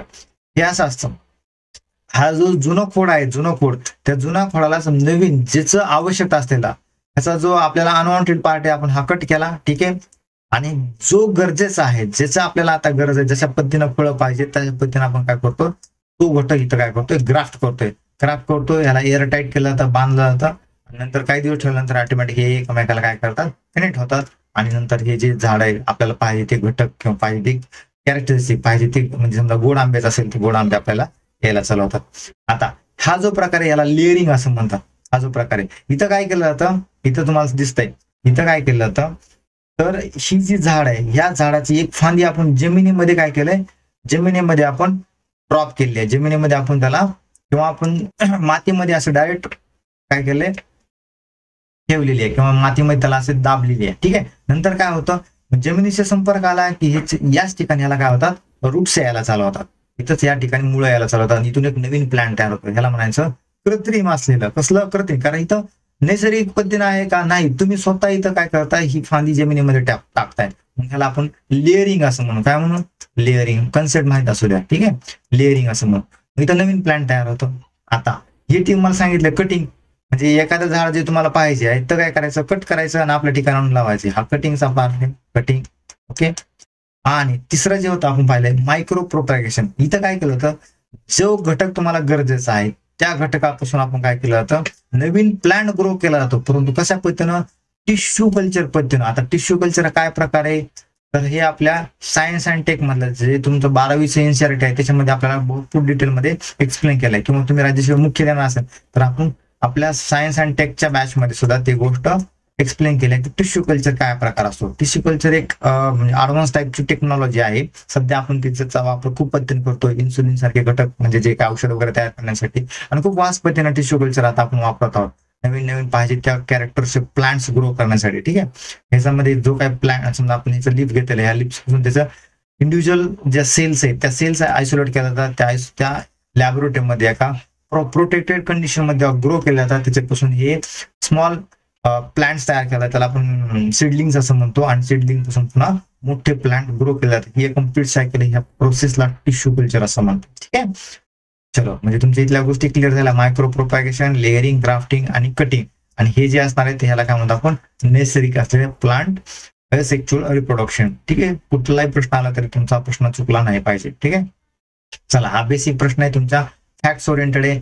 अरिस्टॉटलला काय म्हणतात, जीवशास्त्राचा जनक असं म्हटलं तर. थिओफ्रेटसला काय म्हटलं जातं, थिओफ्रेटसला वनस्पती शास्त्राचा जनक म्हटलं जातं. हिपोक्रेटस औषधशास्त्राचा जनक म्हटलं जातं. आणि ग्रेगर मेंडल, ह्याला माहिती आहे आपण, ग्रेगर मेंडल 2024 ला याच्यावर पण प्रश्न आहे मित्रांनो, 2023 ला पण प्रश्न आहे. ग्रेगर मेंडल यांनी आपल्याला जे काही 3 लॉज दिलेले आहेत त्या 3 लॉज नुसारच त्यांनी आपण म्हणतो की जो जेनेटिक्स आहे, जेनेटिक्स हे सर्व त्याच्यावर डिपेंड आहे मित्रांनो. ठीक आहे. ग्रेगर मेंडलने जे सुरुवातीला कोणत्या प्लांटवर त्यांनी रिसर्च केला होता, ज्यांना माहिती त्यांनी कमेंट करायचं आहे. ठीक आहे. तुम्हाला तसं एक इंटरव्ह्यू होतो मी, मटार म्हणतो आपण त्याला, मटार. ठीक आहे, मटार. ठीक आहे. तुम्ही इंग्लिशमध्ये त्याचं ऍक्च्युअल जे काही बॉटनिकल नेम असेल किंवा जे ओरिजिनल नेम असेल जे ग्रेगर मेंडलने युज केलं त्यांच्या एक्सपेरिमेंटसाठी ते तुम्ही कमेंटमध्ये ऍड करायचे. ठीक आहे. अनुवंशिक शास्त्राचा जनक असं म्हटलं. करेक्ट आन्सर काय असेल तुमचं, ऑल ऑफ 4 असेल. तुम्ही डायरेक्ट ऑप्शन 1 जाऊ शकता, Gregor Mendel. 4th option direct अनुवंशिक शास्त्राचा जनक. डी ला 2 डायरेक्ट इथंच आहे, उत्तराकडे असं बी जाऊ शकता, म्हणजे 4थ्यापासून पहिल्याकडे अशा पद्धतीनं तुम्ही जाऊ शकता. चलो, नेक्स्ट क्वेश्चन आहे, खूप इम्पॉर्टंट प्रश्न आहे हा, लक्षात घ्या. खालीलपैकी कोणती विधाने सार्कोमेअर बद्दल सत्य आहेत असं विचारलेलं आहे. सार्कोमेअर हे कोणत्याही तंतूचे खंड आहेत आणि हे उत्तकीय संरचना व क्रियात्मक कार्याचे भाग आहेत असं म्हटलंय. बघा, जनरल स्टेटमेंट आहेत आणि थोडीशी माहिती असेल. आपलं जे स्केलेटल सिस्टीम आहे, स्केलेटल सिस्टीम, याच्यामधला हा टॉपिक आहे. बघा, राज्यसेवा 2024 ला पण इथं प्रश्न आलेला आहे. राज्यसेवा 2024 ला 2 स्टेटमेंट दिले होते की मानवी शरीरामध्ये किती बोन्स असतात, आणि आयोगाने 208 दिलं होतं, जे की 206 हे करेक्ट आन्सर आहे. आयोगाने स्टेटमेंट मध्ये हा चुकवला होता. ठीक आहे. आणि स्कल बद्दल पण प्रश्न विचारले होते, कारण लहान असताना म्हणजे एक लहान बाळ झाल्यानंतर त्याच्यामध्ये जवळपास 300+ बोन्स असतात आणि हळूहळू काय होतात, हे बोन जॉईंट होतात आणि 206 बोन्स तयार होतात. हे असा प्रश्न विचारला होता. हा प्रश्न जो आहे त्या स्केलेटल सिस्टीम मधल्या मसल्स बद्दल प्रश्न आहे. मसल्स ज्या तंतू असतात, मसल म्हणजे जे आपल्याला माहिती आहे की जी एखादी जर शरीरातले बोन्सला आपण ट्विस्ट करतो, बोन मी असं करतोय, हे असं कशा पद्धतीने करू शकतो मी या बोनला. बोन स्वतःमध्ये ती गोष्ट असत नाही, परंतु ह्याला जी कनेक्ट केली जी मसल आहे ती मसल काय करतो, आपण ट्विस्ट करतो, त्याच्यामुळे हा बोन आपला काय करतो, हालचाल करत असतो. ठीक आहे. ही मसल म्हणजे का तुम्हाला दिसतंय तसं एक सिंगल थ्रेड किंवा सिंगल दोरा असतो का, नाही मित्रांनो. मसल ही एक कॉम्प्लेक्स टाईपचा टिश्यू आहे, घटक आहे, कनेक्टिव्ह टिश्यू. बघा कशा पद्धतीने असतो, लक्षात घ्या. हा जो मसल असणार आहे हा मसल एक वेगवेगळ्या फायबरचा गठ्ठा आहे, नाही का, बंडल ऑफ फायबर्स असं म्हणून. बघा, जनरल बघितलं तुम्हाला ही जी मसल अशी दिसते, ठीक आहे, ही जी मसल अशी दिसते, परंतु ह्या मसलमध्ये हे छोटे छोटे अशा टाईपचे जे फॅसिकल्स असतात, ह्या फॅसिकलचं कॉम्बिनेशन असतं हे सगळं. अशी एक इंडिव्हिज्युअल मसल तयार होते. मग ही व्हॅसिकल म्हणजे परत काय असतं, हे व्हॅसिकल म्हणजे काय असणार आहे, या इंडिव्हिज्युअल मसल फायबरचं एक बंडल असतं. म्हणजे तुम्ही साधं लक्षात घ्या, ऊस कसा असतो, ऊसाची एक आपण असे मोळी बांधतो, बरोबर का नाही, तर तशा पद्धतीने हे काय केलं तर एक बांधून ठेवलेला घटक असतो, कशाचा, थ्रेडचा, दोऱ्यांचा. मग याच्या मसल फायबर काय असतं, तर हे जे सार्कोमर आहे, हा सार्कोमरचं कॉम्बिनेशन असलेला एक बंडल असतो. आणि ह्या सार्कोमर मध्ये दोन टाईपचे काय असणारे प्रोटीन्स असतात, एकाला म्हणतात ऍक्टिन, एकाला म्हणतात मायोसिन. आणि राज्यसेवेनं याच कन्सेप्टवर परत एक प्रश्न विचारला होता, त्याला म्हणतात स्लाइडिंग फिलामेंट थेरी. काय म्हणतात, स्लाइडिंग फिलामेंट थेरी. ह्याच्यावर प्रश्न विचारला होता. ही थेरी याच कन्सेप्ट बद्दल, म्हणजे काय, हे जे ऍक्टिन आणि मायोसिन आहेत ना, हे प्रोटीन्स एकामेकावर काय होतात, स्लाइड होतात आणि त्याच्यानुसार आपलं मसल कॉन्ट्रॅक्शन किंवा रिलॅक्सेशन होत असतं. ठीक आहे. मग आयोगानं 2000 मला वाटते 22ला याच्यावर प्रश्न विचारलाय स्लाइडिंग फिलामेंट थेरी बद्दल. आणि हा 2020चा कशाबद्दल प्रश्न आहे, तुमच्या सार्कोमरवर. म्हणजे तुम्ही थोडंसं गुगल केलं याच्याबद्दल किंवा इन्फॉर्मेशन प्रॉपर वाचली, तुम्हाला पुढचे प्रश्न प्रेडिक्ट होऊ शकतात. आता नेमकं हा जो मसल फायबर आहे, ह्या मसल फायबरला पुढचं प्रेडिक्शन सांगतो तुम्हाला. टोटल मसलचा जो काही तंतू आहे त्याच्यामधला मसल फायबर हा त्या मसलचा स्ट्रक्चरल अँड फंक्शनल युनिट हा घटक आहे. हा लक्षात घ्या. म्हणजे सार्कोमर आहे का, व्हॅसिकल्स आहेत किंवा मसल आहे का, तर ह्या मसल मधला मसल फायबर हा स्ट्रक्चरल अँड फंक्शनल युनिट आहे. कारण ह्याच्यामध्ये ह्यांना काय असतंय, ह्यांचं स्वतःच्या मायटोकॉन्ड्रिया असतो, ह्यांचे नर्व सेल्स वगैरे या मसल फायबर मध्ये असतात. ठीक आहे. म्हणजे आपल्याला स्टेटमेंट दिले बघा, काय सांगितले, sarcomere is an segment of fibre, चालते, and it is a unit of histological structure and physiological action. तर सार्कोमर हा स्ट्रक्चर आणि फिजिओलॉजिकल ऍक्शनचा हिस्टॉलॉजिकल म्हणजे टिश्यूचा काय असणार एक घटक आहे, असं त्यांनी सांगितलेलं आहे. कोणता, सार्कोमर. ठीक आहे, समजलं. कारण ह्या सार्कोमरचं कॉम्बिनेशन मसल फायबर बनतात, पण हा इंडिव्हिज्युअल मसल फायबर, जसं पेशी हा आपल्या सजीवाचा स्ट्रक्चर अँड फंक्शनल युनिट आहे ना, तसा हा मसल फायबर आहे. ठीक आहे. नेक्स्ट क्वेश्चन करतोय ना बघा, खालीलपैकी कोणता प्रोटोझोन आजार हा टीसी माशी चावल्यामुळे होतो, किंवा तेच माशी, TSC असं त्याचं लॉंग फॉर्म कसं आहे बघा, TSC माशी लॉंग बघा, हे काय, फ्लाय, TSC से माशी. कारण हे थोडं जापनीज नाव आहे मित्रांनो, ही माशी तिकडे फाइंड आउट होते, आपल्याला माहित आहे ते. ठीक आहे. चला, तर प्रोटोझोआ वेगवेगळे डिसीजचे जे प्रकार आहेत ते तुम्हाला माहित असणं पाहिजे मित्रांनो. ह्याच्यामध्ये काही अभ्यासाचा वेगळा पार्ट नाही, हा फक्त पाठांतराचा पार्ट आहे. म्हणजे तुम्हाला प्रोटोझोल कोणते डिसीज आहेत, प्रोटोझोल पुन्हा काही बॅक्टेरियल माहीतच पाहिजे, त्यांचे पॉझिटिव्ह एजंट, त्यांचे काय सिम्पटम्स आहेत ते, आणि कशा पद्धतीने ट्रीट केला जातात. थोडेसे नेमॅटोड्स पण होत, नेमॅटोड्स. ठीक आहे. अशा पद्धतीनं आयोग आता प्रश्न विचारत आहे. प्रोटोझोल मध्ये तुमच्या बऱ्यापैकी तुम्हाला माहित पाहिजे. तुम्हाला प्रोटोझोल म्हणलं की तुम्ही मलेरिया याच्याबद्दल माहित करून घ्या. पुन्हा तुमचा स्लीपिंग सिकनेस असेल, किंवा ट्रोपॅनोसोमा, त्याला आपण काय म्हणतो, काला आजार असेल, काला आजार. पुन्हा बॅक्टेरियल म्हणलं की तुम्हाला माहिती आहे TB सारखे, लेप्रसी, हे जे आहेत माहित पाहिजे. व्हायरल म्हणलं की पोलिओ, HIV म्हणजे, किंवा आपण एड्स असं म्हणून, HIV व्हायरस होणार तो. ठीक आहे. इन्फ्लुएन्झा, हे सगळे तुम्हाला माहित पाहिजे. ठीक आहे. नेमॅटोड सारखे म्हणल्यानंतर काही त्याचे आस्कॅलिमेंथिस किंवा ऍस्कॅरिया सारखे, ऍस्कॅरियासिस, किंवा आपल्या कोणता म्हणतात एलिफंटॅसिस म्हणजे हत्ती पायजू म्हणतो ना, त्या प्रकारचे. हे तुम्हाला माहित पाहिजे. जर तुम्हाला करेक्ट आन्सर आहे, आन्सर आहे स्लीपिंग सिकनेस. काय काय थोडंसं डिटेलिंग पण माहित पाहिजे. आता मलेरिया कशाने होतो हे थोडक्यात माहित पाहिजे. बघा, मलेरिया प्लाझ्मोडियमचे जे काही आहे, प्लाझ्मोडियम व्हायवॅक्स असेल, प्लाझ्मोडियम मलेरिया असेल, प्लाझ्मोडियम ओव्हॅली असेल, हे तुम्हाला माहित पाहिजे. याचा पॉझिटिव्ह एजंट कोणता आहे, फिमेल अॅनाफिलस मॉस्किटो. मच्छरामधून पास होतो हा डिसीज, 100% पास होतो. मलेरिया मधला फिमेल अॅनाफिलस जे नावाचे मॉस्किटो आहे, मच्छर आहे, तो काय करतो, हा प्लाझ्मोडियम हा जो प्रोटोझोआ आहे याला कॅरी करायचं काम करत असतो. तसंच मग स्लीपिंग सिकनेस, ह्याला ट्रायपॅनोसोमा ब्रुसी ही जी ही माशी आहे, तेच माशी ही, सॉरी मला वाटतं माझं थोडं आन्सर रॉंग झालंय, एक मिनिट आपण करेक्ट करूया. से माशीनं आपल्याला काय होतं, स्लीपिंग सिकनेस होतो. मी तर काला आजार सांगितलं का तुम्हाला, स्लीपिंग सिकनेस, बरोबर आहे की, स्लीपिंग सिकनेस, तेच सेम माशी स्लीपिंग सिकनेस साठी, आणि काला आजारासाठी सँड फ्लाय, बरोबर आहे. ठीक आहे. काला आजारासाठी काय असणार आहे, सँडफ्लाय या प्रकारचे मासे आहेत. आता ह्याच्यावर पण आयोगानं हा पण तुमचा PY हा पण विचारला झालाय बघा. कालाजार, लेशमेनिया, डोनोवनी. ठीक आहे. चलो नेक्स्ट क्वेश्चन कडे जाऊया. पोषकांचे सर्वप्रथम वर्णन कोणी केले बघा. राज्यसेवा 2024 ला आता प्रश्न आलेला आहे पेशी सिद्धांतावर. पेशी सिद्धांत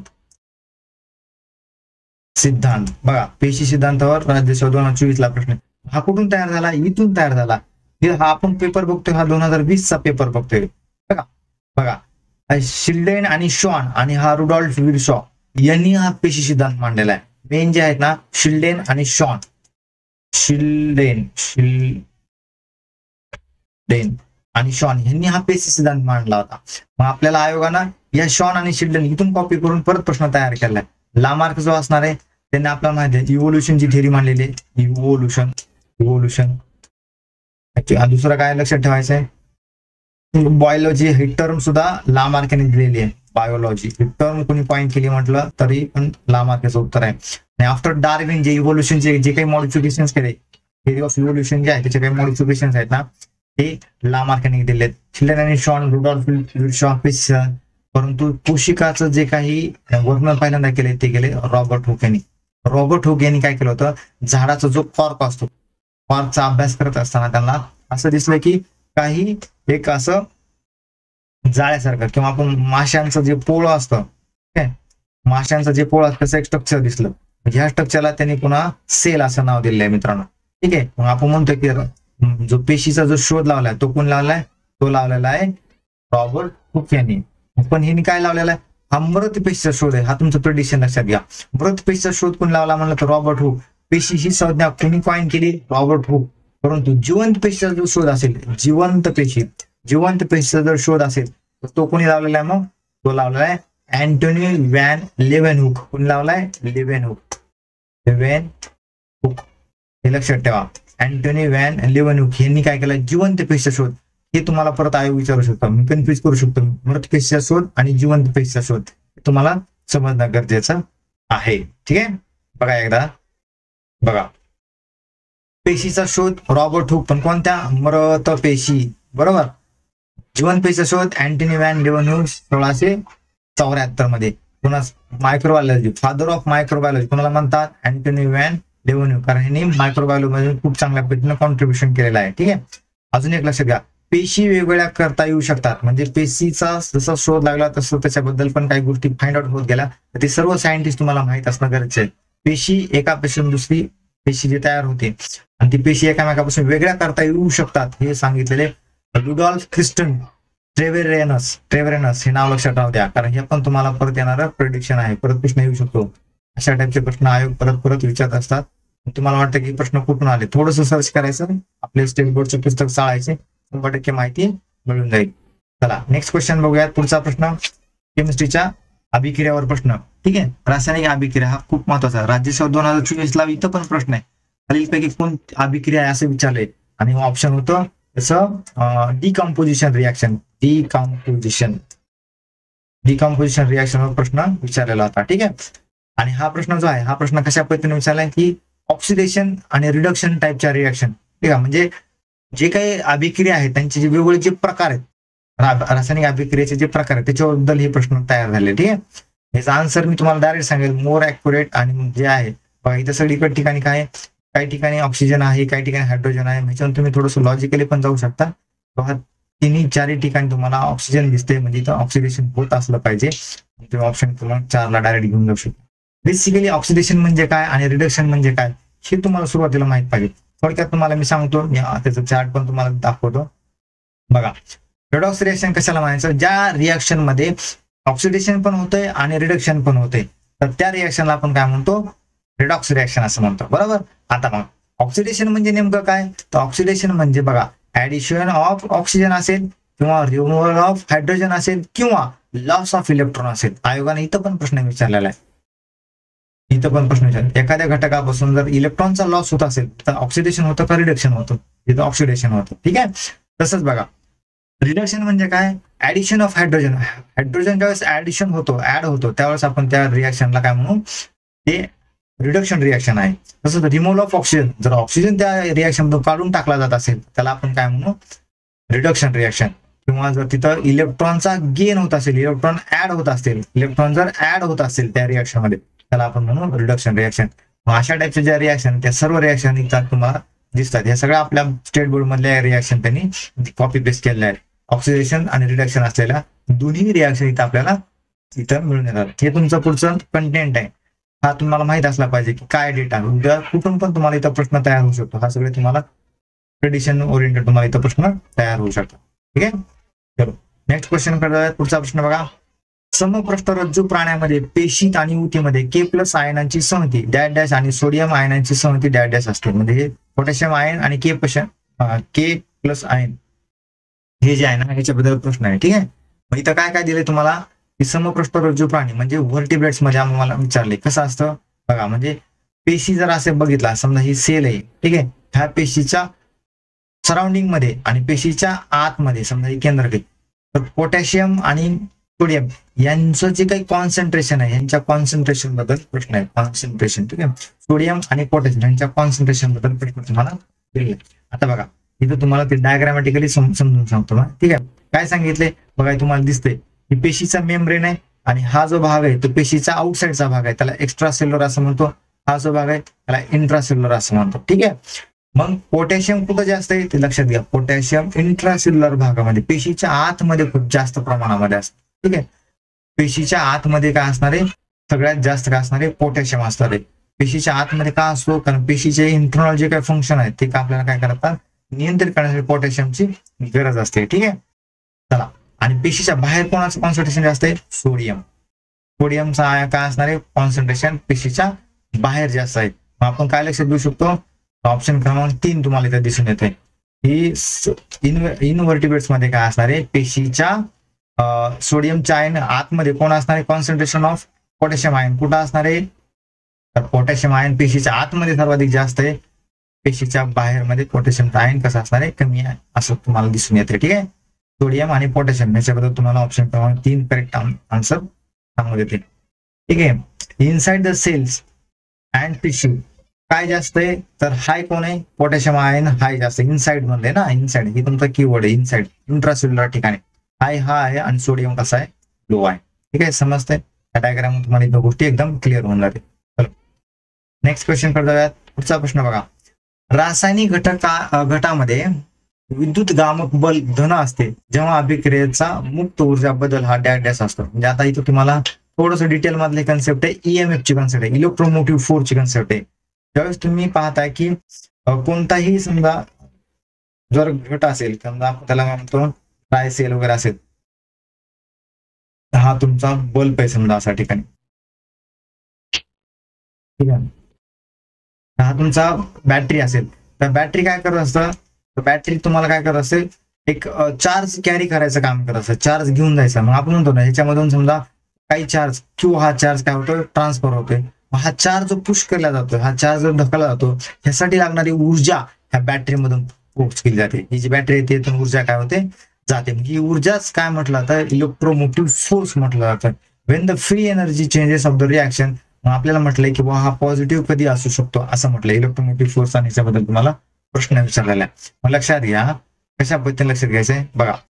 तुम्हाला दाखवलंय इलेक्ट्रोमोटिव्ह फोर्स म्हणजे काय, तर it is the energy required to move a unit electric charge by an energy source such as battery or cell. म्हणजे इलेक्ट्रोमोटिव्ह फोर्स म्हणजे असा घटक आहे, एक युनिट चार्जला काय करायचंय, पास करायचंय, युनिट चार्जला घेऊन जायचंय, जे की आपण त्याला म्हणतो की इलेक्ट्रॉनचं मुवमेंट घडून आणायचं. म्हणजेच इलेक्ट्रॉनचे मुवमेंट झालंय म्हणजेच आपलं म्हणतो त्याच्यामध्ये इलेक्ट्रिक करंट पास झाला. ठीक आहे, म्हणजे तो इलेक्ट्रिक करंट पास करण्यासाठी जो घटक असणार आहे तो जो असणार आहे तो असणार इलेक्ट्रोमोटिव्ह फोर्स, हा बॅटरीमधून फोर्स केला जातो. हा जर पॉझिटिव्ह असेल तर त्यावेळेस त्याचा जो फोर्स असणार आहे तो जो ह्या फॉर्म्युल्याने कॅल्क्युलेट करतो, इलेक्ट्रोमोटिव्ह फोर्सचा आपण जी ह्या फॉर्म्युल्याने कॅल्क्युलेट करतो. Negative gives energy change indicates that the reaction is spontaneous and releases energy. हेच आहे बघा, हा जो जी तुम्हाला दाखवलाय हा गिब्स एनर्जी असते, जी आपल्याला अशा पद्धतीने जर इलेक्ट्रोमोटिव्ह फोर्स हा पॉझिटिव्ह असेल तर गिब्स एनर्जी काय असते, एकतर निगेटिव्ह असते किंवा 0 पेक्षा कमी असते. मग आपला ऑप्शन काय असणार इथं, ऑप्शन क्रमांक 2, 0 पेक्षा कमी असलेलं ऑप्शन क्रमांक 2. तिथे त्यांनी काय सांगितले, ऊर्जा मुक्त होते, फ्री एनर्जी ज्यावेळेस रिलीज होते ती कोणती असते? Gibbs energy. कोणती असते? Gibbs energy. तुम्हाला आता फॉर्म्युल्यामध्ये दाखवलं, जी फॉर गिब्स एनर्जी. ज्यावेळेस तुमचा इलेक्ट्रोमोटिव्ह फोर्स पॉझिटिव्ह असतो त्यावेळेस गिब्स एनर्जी कशी असणार आहे? हे एकतर निगेटिव्ह असेल किंवा शून्यापेक्षा कमी असेल. ठीक आहे, ऑप्शन क्रमांक 2 इज करेक्ट आन्सर. चला नेक्स्ट क्वेश्चन कडे जाऊ. बघा, अशा टाईपच्या प्रश्नामध्ये बरंच तुमचं कन्फ्युजन होऊ शकतं. एकच तुम्हाला एक चार्ट दाखवतो आणि त्या चार्ट मध्ये तुमचं पूर्ण कन्फ्युजन क्लिअर होईल. आणि इथून पुढे जेवढे आयोगी या टाईपचे प्रश्न विचारणार आहेत ते सगळे तुमचे प्रश्न तुमच्या एका चार्ट मध्ये कम्प्लीट होणार आहे. हा तुमचा पिरियॉडिक टेबलवर प्रश्न आहे. पिरियॉडिक टेबल हा जो टॉपिक आहे त्याच्यावर प्रश्न आहे. काय म्हटले? आधुनिक आवर्त सारणीतील अनुचित त्रिज्या हा आवर्ती गुणधर्म विचारात घेता कोणती विधाने बरोबर आहेत? आता पिरियॉडिक टेबलचा टॉपिक आला की तुम्हाला मेंडेलिव्ह आला पाहिजे, डोबेनेर माहित पाहिजे, मोस्ले माहित पाहिजे. हे जे आहेत त्यांचे नेमकं कोणी अणुवस्तुमानाचा वापर केला होता, कोणी अणुअंकाचा वापर केला होता, हे थोडं बेसिक माहित पाहिजे. काहींचे लिमिटेशन माहित पाहिजे. ठीक आहे, आयोगाने तर सगळ्यावर प्रश्न विचारून झालेले आहेत. आता विचारले त्याने की जे आपली जी मोस्लेची अणुवर्त सारणी आहे, मोस्लेंची जी काही आवर्त सारणी आहे, पिरियॉडिक टेबल आहे, त्याच्यामध्ये हा जो त्रिज्याचा जो गुणधर्म आहे त्याच्याबद्दल प्रश्न विचारलाय. की काय विचारलंय? की बाबा त्रिज्या जी असणार आहे ती वरून खाली जाताना वाढते, वरून खाली जाताना कमी होते, डावीकडून उजवीकडे जाताना वाढते, डावीकडून उजवीकडे जाताना कमी होते. लक्षात घ्या, हे तुम्हाला एकदम सिम्पलिस्ट लेवलला तुम्हाला सांगतो. बघा, या ठिकाणी तुमचे सगळे प्रश्न एकाच ह्या स्लाइड मधून कम्प्लीट होणार आहेत. आपल्याला कशाबद्दल पण प्रश्न विचारतो त्याने, म्हणजे त्रिज्याबद्दल फक्त त्याने आता विचारलेला आहे. तसं तुम्हाला आयोनायझेशन एनर्जी बद्दल विचारला तरी चालतंय, किंवा तुम्हाला metallic character, non metallic character बद्दल प्रश्न विचारला तरी तुम्हाला त्याचं उत्तर देता येऊ शकतं. किंवा इलेक्ट्रॉन अफिनिटी, इलेक्ट्रॉनची अफिनिटी डाव्याकडून उजव्या साईडला कमी होते का वाढते, हे एका चार्ट मध्ये तुम्हाला क्लिअर होणार आहे. बघा, आपलं जे उत्तर आहे एकदम सोपं असणार आहे. काय सांगितले? ॲटॉमिक रेडियस किंवा जी त्रिज्या असणार आहे ती कशी असणार आहे? वरून खाली जाताना वाढत जाणार आहे, वरून खाली जाताना वाढत जाणार आहे.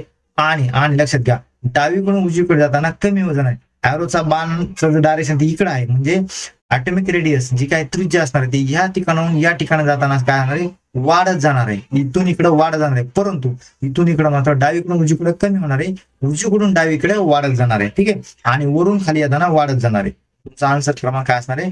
ऑप्शन क्रमांक 1 असणार आहे. म्हणजे ए आणि डी तुम्हाला करेक्ट दिले. वरून खाली जाताना वाढत जाते, तुम्हाला दिसतंय तर वरून खाली जाताना वाढत जाते, वरून खाली जाताना काय होते? वाढत जाते ॲटॉमिक रेडियस. ठीक आहे, आणि डावीकडून उजवीकडे जाताना कमी होत जाते. डावीकडून उजवीकडे जाताना काय होते? कमी होत जाते. चला बघूयात आपण. बघा, डावीकडून उजवीकडे जाताना या ठिकाणावर इकडे जाताना काय होणार आहे रे? इकडे जाताना डावीकडून उजवीकडे जाताना वाढत जाणार, कमी होणार आहे?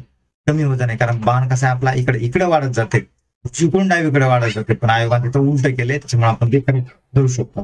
बरोबर, का वाढत जातं त्याचं रिझन पण तुम्हाला दिलंय इथं. बघा, on the periodic table atomic radius generally decreases as you move from left to right across a period due to increasing nuclear charge and increases as you move down due to increasing number of electron shell. Orbit वाढत जातात म्हणून आपण काय केलं जातं ते म्हणजे atomic radius आहे ती वरून खाली काय होते? वाढत जाते, किंवा डावीकडून उजवीकडे कमी होत जाते. ऑप्शन क्रमांक 1 इज युअर करेक्ट आन्सर. त्याच्यावरून तुमचे बाकीचे आन्सर कसे लक्षात घ्यायचे तुम्हाला? बघा, आयोनायझेशन एनर्जी डावीकडून उजवीकडे आयोनायझेशन एनर्जी वाढत जाते, इलेक्ट्रॉन अफिनिटी खालून वर वाढत जाते. बरोबर आहे, डावीकडून उजवीकडे वाढत जाते. एकदम परफेक्ट आहे, समजते. चलो नेक्स्ट क्वेश्चन कडे जाऊयात. खालीलपैकी कोणास टर्पेनॉइड समजले जाते? टर्पेनॉइड, आता ऍक्च्युअली हे जे आहे ना, हा केमिस्ट्री मधला थोडासा ऍडव्हान्स लेवलचा प्रश्न आहे, पण इथं पण तुम्ही लॉजिकली उत्तर मारू शकता. ठीक आहे, बघा, खालीलपैकी कोणाला टर्पेनॉइड समजले जाते? फक्त मेन्थॉल, व्हिटॅमिन ए, दोन्ही मेन्थॉल आणि जीवनसत्व ए, किंवा दोन्ही नाही? मित्रांनो, मी अशा टाईपच्या प्रश्नांची समजा मला काहीच माहित नाही, मी डायरेक्ट ऑप्शन क्रमांक 3 मारला असतं. उत्तर बरोबर आहे, कारण टर्पेनॉइड्स हे जे असतात ना, हे फिनॉल कंपाऊंड्स असतात आणि यांचं जे स्ट्रक्चर आहे अशा पद्धतीने स्ट्रक्चर असतात. आयसोप्रीनचे कंपाऊंड्स म्हणतात, मेन्थॉल आहे याच्यामध्ये, हे सगळे जे आहेत ना हे सगळे टर्पेनॉइड्स आहेत मित्रांनो. ठीक आहे, हे सगळे ऑर्गॅनिक कंपाऊंड्स आहेत, त्याला आयसोप्रिनॉइड्स असं म्हटलं जातं. हे सगळे कसे असतात? 5 पेक्षा जास्त कार्बन असलेले कंपाऊंड्स असतात. ठीक आहे, organic compound derived from 5 carbon compound isoprene आणि इट्स डेरिव्हेटिव्हज कॉल्ड टर्पिन्स आणि डायटर्पिन. 5 कार्बन असलेले जे काही कंपाऊंड्स आहेत ते हे सगळे आपण केमिस्ट्रीच्या ऑर्गॅनिक केमिस्ट्रीमध्ये हे सगळं स्ट्रक्चर स्टडी केले आहे ऑर्गॅनिक केमिस्ट्रीमध्ये. ठीक आहे, चलो चला नेक्स्ट क्वेश्चन जो असणार आहे तो क्वेश्चन आहे तो पण आपल्या इलेक्ट्रॉन बॉन्ड फॉर्मेशन बद्दल प्रश्न आहे. तो प्रश्न काय बघा, निकेल टेट्राहायड्रल, काय म्हणते टेट्राहायड्रल? निकेल आणि कार्बन मोनॉक्साईडचे 4 कार्बन मोनॉक्साईड कनेक्ट केले दिले आणि या कॉम्प्लेक्स मध्ये विजोड इलेक्ट्रॉनची संख्या विचारली. मित्रांनो, ज्यावेळेस अशा टाईपचे प्रश्न असतात ना, या टाईपच्या प्रश्नामध्ये तुम्हाला दिले टेट्राहायड्रले जे निकेल ऑलरेडी काय करताय, 4 कार्बन मोनॉक्साईडचे जे काही घटक आहेत ते जोडलेले आहेत. ठीक आहे, त्याच्यामुळे त्याच्यामध्ये एक्स्ट्रा इलेक्ट्रॉन असण्याची संख्या खूपच रेअर असली पाहिजे किंवा कमी असली पाहिजे. आपण सगळ्यात मिनिमम आहे ऑप्शन क्रमांक 1 0, कारण हे कम्प्लीट बॉन्ड फॉर्मेशन काय होतात, कम्प्लीट इलेक्ट्रॉन काय होतात युटिलाइज केले जातात. तुम्हाला दिसेल निकेल, हे थोडं डिटेलमध्ये माहित असलं तर तुम्ही सॉल्व्ह करा किंवा समजा माहितच नसेल तर ते नाही सॉल्व्ह केलं तरी चालतंय. ठीक आहे, निकेलचे जे अणुअंक आहे तो 28 आहे. त्याच्यामध्ये जे इलेक्ट्रॉन बघितले 2, 8 आणि 18 3 शेलमध्ये आपण त्याला डिवाइड केले. ज्यावेळेस त्यासोबत कार्बन मोनॉक्साईड बॉन्ड फॉर्म करतो, हा निकेल आहे, कार्बन मोनॉक्साईडचा बॉन्ड फॉर्म करतो. कसा फॉर्म करतो, निकेलचे चारी सोबत बॉन्ड फॉर्म करून जे काही शेल्स असतात ते कम्प्लीट फिल करतो. त्याच्यामुळे त्याच्यामध्ये इलेक्ट्रॉन असे सेपरेट असत नाहीत, त्याच्यामुळे आपण काय केलं 0 इलेक्ट्रॉन असले, म्हणजे याच्यामध्ये इम्पेअर असलेले इलेक्ट्रॉन, सगळे इलेक्ट्रॉन यांचे पेअर झाले. इम्पेअर असलेले इलेक्ट्रॉन पण किती आहे 0. ऑप्शन क्रमांक 1 इज करेक्ट आन्सर. ओके, चलो नेक्स्ट क्वेश्चन कडे जाऊया. जगातील सर्वात मोठा अपृष्ठवंशीय कणाहीन प्राणी इनव्हर्टिब्रेट्स किंवा स्पाइनलेस, त्याला आपण इनव्हर्टिब्रेट म्हणतो ना, प्राणी कोणता आहे बघा. हा प्रश्न कधीचा आहे 2020चा. आपण 2020चा पेपर बघतोय.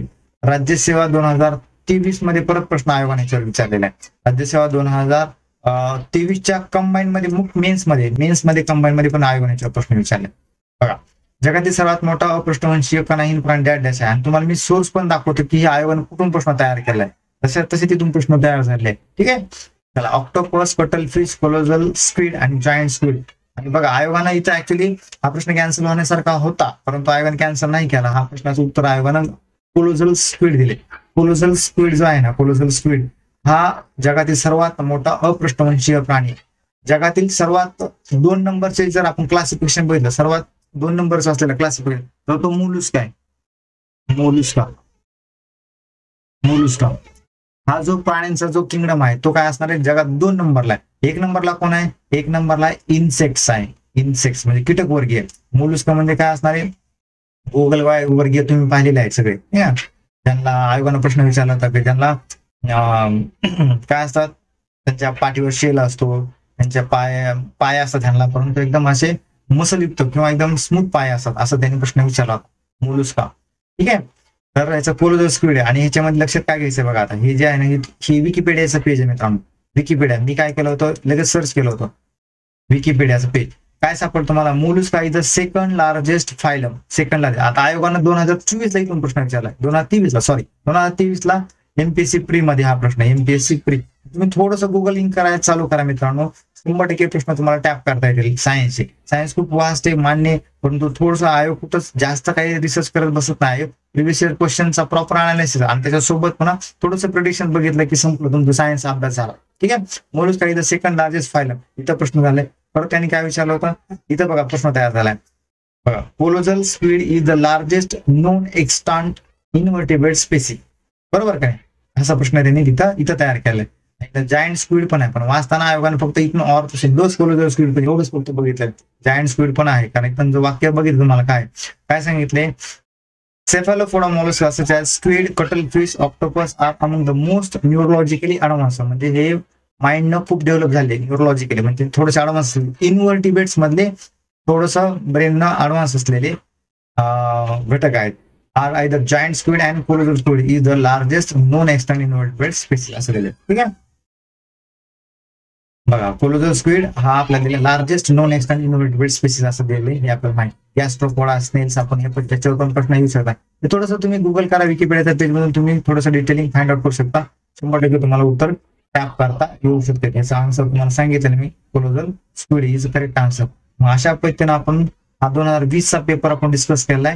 मित्रांनो, तुम्ही पहिल्यांदा चॅनलला आले असेल आणि आतापर्यंत तुम्ही व्हिडिओ पाहिला असेल तर धन्यवाद, थँक्यू. कारण अशा टाईपचं डिस्कशन तुम्हाला पूर्ण युट्यूब मध्ये कुठेही प्रॉपरली तुम्हाला मिळणार नाही. प्रॉपर अनालिसिस करून फ्री ऑफ कॉस्ट मध्ये तुम्हाला हे उपलब्ध करून दिलंय. पहिल्यांदा चॅनल असेल तर कृपया करून चॅनलला सबस्क्राईब करा. आपल्या मित्रांपर्यंत सगळ्यांपर्यंत हा लिंक शेअर करायला विसरू नका. ठीक आहे, आणि आपल्या टेलिग्राम चॅनलला पण व्हिजिट करायला विसरू नका. थांबूया इथं. जय हिंद, जय महाराष्ट्र, धन्यवाद.